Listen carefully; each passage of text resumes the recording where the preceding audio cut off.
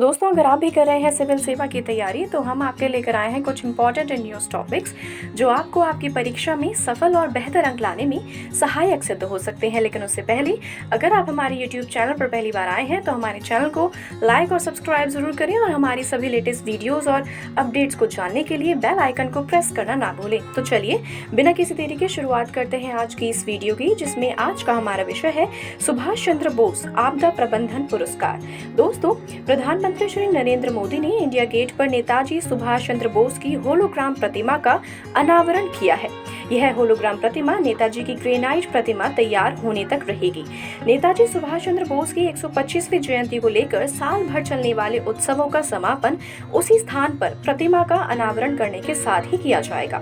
प्रधानमंत्री नरेंद्र मोदी ने नेताजी की 125वीं जयंती के उपलक्ष्य में आयोजित होने वाले अलंकरण समारोह में वर्ष 2019, 2020 और 2021 के पुरस्कार विजेताओं के साथ इस साल सुभाष चंद्र बोस आपदा प्रबंधन पुरस्कार के विजेताओं को भी पुरस्कार प्रदान किया। प्रधानमंत्री ने अलंकरण समारोह में वर्ष 2019, 2020, 2021 और 2022 के लिए सुभाष चंद्र बोस आपदा प्रबंधन पुरस्कार प्रदान किया। यह पुरस्कार केंद्र सरकार की ओर से आपदा प्रबंधन के क्षेत्र में व्यक्तियों और संगठनों के अमूल्य योगदान और निस्वार्थ सेवा को मान्यता देते हुए उन्हें सम्मानित करने के लिए शुरू किया गया है। प्रधानमंत्री ने पुरस्कारों की घोषणा करते हुए कहा कि राहत, बचाव और पुनर्वास पर जोर देने के साथ ही सुधार पर बल दिया जा रहा है।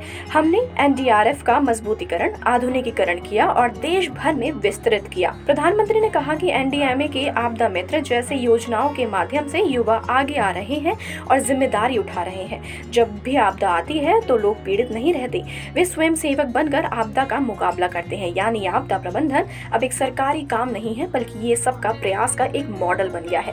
प्रधानमंत्री ने अपने उद्बोधन में आपदाओं से निपटने की क्षमता में सुधार के लिए संस्थानों को मजबूत करने की आवश्यकता पर बल दिया। उन्होंने नई तैयारियों को समझाने के लिए ओडिशा, पश्चिम बंगाल, गोवा, महाराष्ट्र, गुजरात में आए चक्रवातों का उदाहरण दिया और कहा कि पहले एक चक्रवात में सैकड़ों लोगों की मृत्यु हो जाती थी, लेकिन इस बार ऐसा नहीं हुआ। देश के पास एंड-टू-एंड चक्रवात प्रतिक्रिया प्रणाली मौजूद है, जिससे आपदाओं के लिए प्रारंभिक चेतावनी प्रणाली में सुधार किया गया है।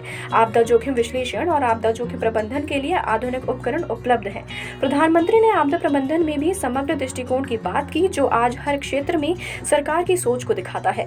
आज आपदा प्रबंधन सिविल इंजीनियरिंग और आर्किटेक्चर पाठ्यक्रमों का हिस्सा है और डैम सेफ्टी कानून भी बनाया गया है। इसी तरह बुनियादी ढांचे की विशाल परियोजनाएं ऐसी बन रही हैं जो आपदा का सामना कर सके।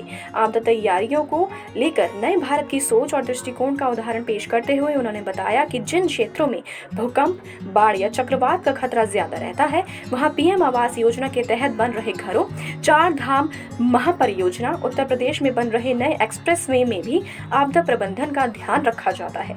प्रधानमंत्री ने वैश्विक स्तर पर आपदा प्रबंधन के क्षेत्र में भारत के नेतृत्व की भी चर्चा की है। उन्होंने कहा कि भारत ने वैश्विक समुदाय को CDRI संस्था के रूप में एक बहुत बड़ा विचार, एक बहुत बड़ा उपहार दिया है। भारत के इस पहल में ब्रिटेन हमारा प्रमुख साथी बना है और आज दुनिया की 35 देश इस गठबंधन का हिस्सा है। प्रधानमंत्री ने कहा कि दुनिया के विभिन्न देशों में सेनाओं के बीच संयुक्त सैन्य अभ्यास आम बात है, लेकिन भारत ने पहली बार आपदा प्रबंधन के लिए संयुक्त अभ्यास की परंपरा शुरू की है। प्रधानमंत्री ने बताया कि देश में वर्षों तक आपदा प्रबंधन का विषय कृषि विभाग के पास था। इसका मूल कारण यह था कि बाढ़, अतिवृष्टि, ओले गिरना ऐसी जो स्थितियां पैदा होती थी, उससे निपटने की जिम्मेदारी कृषि मंत्रालय की थी। लेकिन 2001 में गुजरात में आए भूकंप ने आपदा प्रबंधन के मायने बदल दिए। प्रधानमंत्री ने कहा कि हमने तमाम विभागों और मंत्रालयों को राहत और बचाव कार्य में झोंक दिया। उस समय के अनुभवों से सीखते हुए 2003 में गुजरात राज्य आपदा प्रबंधन कानून बनाया गया। आपदा से निपटने के लिए गुजरात इस तरह का कानून बनाने वाला देश का पहला राज्य बना। बाद में केंद्र सरकार ने गुजरात के कानून की तर्ज पर 2005 में पूरे देश के लिए ऐसा ही एक आपदा प्रबंधन कानून बनाया। ध्यातव्य है कि सुभाष चंद्र बोस आपदा प्रबंधन पुरस्कार की घोषणा हर साल 23 जनवरी को स्वतंत्रता सेनानी नेताजी सुभाष चंद्र बोस की जयंती पर की जाती है। इसके तहत संस्था को 51 लाख रुपए का नकद पुरस्कार और प्रमाण पत्र, जबकि व्यक्ति को 5 लाख रुपए और एक प्रमाण पत्र प्रदान किया जाता है। आपदा प्रबंधन के क्षेत्र में अमूल्य योगदान और निस्वार्थ सेवा भाव को पहचानने और सम्मानित करने के उद्देश्य से गृह मंत्रालय ने सुभाष चंद्र बोस आपदा प्रबंधन पुरस्कार 2022 की घोषणा कर दी है। इसके तहत व्यक्तिगत श्रेणी में प्रोफेसर विनोद शर्मा और संस्थागत श्रेणी में गुजरात आपदा प्रबंधन संस्थान का चयन किया गया है। तो दोस्तों, यह थी आज की वीडियो।